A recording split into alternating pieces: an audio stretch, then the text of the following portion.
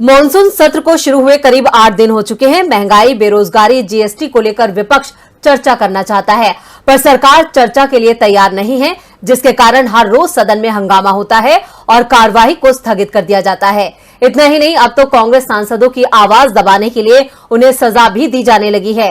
देखते हैं ये रिपोर्ट। संसद के मॉनसून सत्र को शुरू हुए 1 हफ्ता हो चुका है, लेकिन अभी तक महंगाई, बेरोजगारी, जीएसटी को लेकर कोई चर्चा नहीं हुई है, क्योंकि जब भी विपक्ष जनता के मुद्दों पर चर्चा करना चाहता है, तभी सरकार की तरफ से विपक्षी मांग को नामंजूर कर दिया जाता है।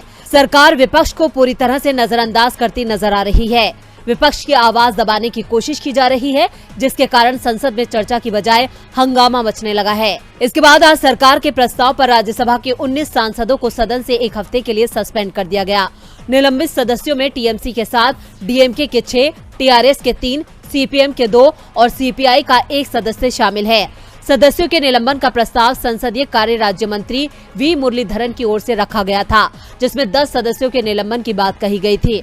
प्रस्ताव को ध्वनि मत से मंजूरी दे दी गई, लेकिन जब उप सभापति ने निलंबित सांसदों के नाम पढ़े तो वो 19 थे, जिन्हें सप्ताह भर के लिए निलंबित कर दिया गया है। निलंबित सदस्यों में टीएमसी की सुष्मिता देव, मौसम नूर, शांता छेत्री, डोला सेन, शांतनु सेन, अबीर रंजन विश्वास और नदीमुल हक को निलंबित किया गया है, जबकि द्रमुक के निलंबित सदस्यों में M Mohammed Abdullah, Kanimozhi NVN Somu, M Shanmugam, S Kalyana Sundaram, R Girirajan और एनआर इलंगो शामिल है। टीआरएस के बी लिंगया यादव, रविचंद्र वड्डी राजू और दामोदर राव दिवाकोडा और सीपीएम के ए रहीम और वी शिवदासन के साथ सीपीआई के संतोष कुमार को निलंबित किया गया है।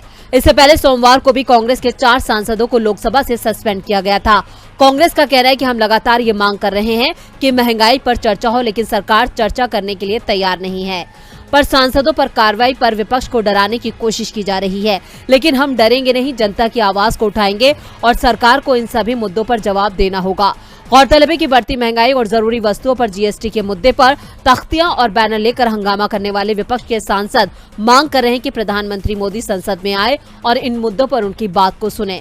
अब जिस तरह से सरकार की तरफ से सांसदों पर कार्रवाई की जा रही है, ऐसे में अब ये कहा जा रहा है कि सरकार विपक्ष की एकजुटता से डर चुकी है। डीबी लाइव की रिपोर्ट।